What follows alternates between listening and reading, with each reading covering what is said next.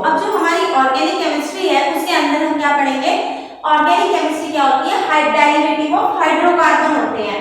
अब ये जो हाइड्रोकार्बन होते हैं ऑर्गेनिक केमिस्ट्री में, अगर हम ऑर्गेनिक केमिस्ट्री की स्टडी करते हैं तो उस स्टडी को क्या बोलते हैं, हाइड्रोकार्बन एंड इट्स डेरिवेटिव। अब हाइड्रोकार्बन का मतलब क्या है, हाइड्रोजन और कार्बन से मिलकर बनने वाले, कार्बन और हाइड्रोजन से मिलकर बनने वाले कंपाउंड को हम क्या कहते हैं, हाइड्रोकार्बन कहते हैं।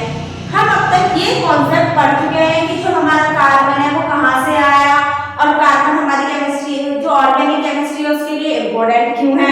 हम ये भी पढ़ चुके हैं कि जो हमारी ऑर्गेनिक केमिस्ट्री है उसमें कार्बन की ही स्टडी क्यों की जाती है, कार्बन के एलोट्रॉफ क्या है, इनके बारे में हम थोड़ा थोड़ा जान चुके हैं। अब इसके बाद अगर हमें हाइड्रोकार्बन या ऑर्गेनिक केमिस्ट्री के बेसिक्स को जानना है अच्छे से, तो उससे पहले हमें 5 कॉन्सेप्ट के बारे में पता होना चाहिए।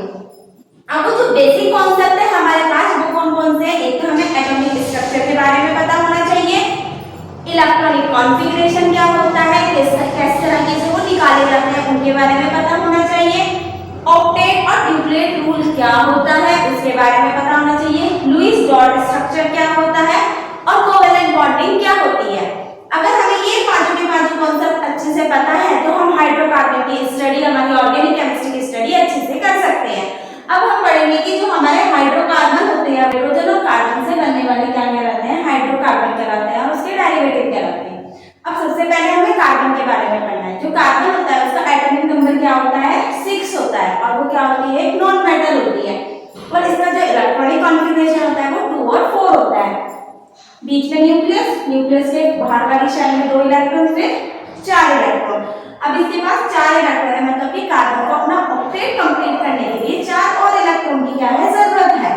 और क्या है, जो हमारा कार्बन है अगर वो 4 इलेक्ट्रॉन क्या करेगा, लॉस भी नहीं कर सकता है। ये 4 इलेक्ट्रॉन है ना, इनको वो लॉस भी नहीं कर सकता है ताकि उसके डबल हाइट हीलियम जितना उसका कॉन्फ़िगरेशन हो जाए, क्योंकि जो कार्बन है उसके पास कितने 6 प्रोटॉन हैं जिन्होंने इलेक्ट्रॉन को क्या कर रखा है, खींच रखा है, तो वो इससे इजीली कार्बन इलेक्ट्रॉन को बाहर सेल के नहीं जाने देंगे।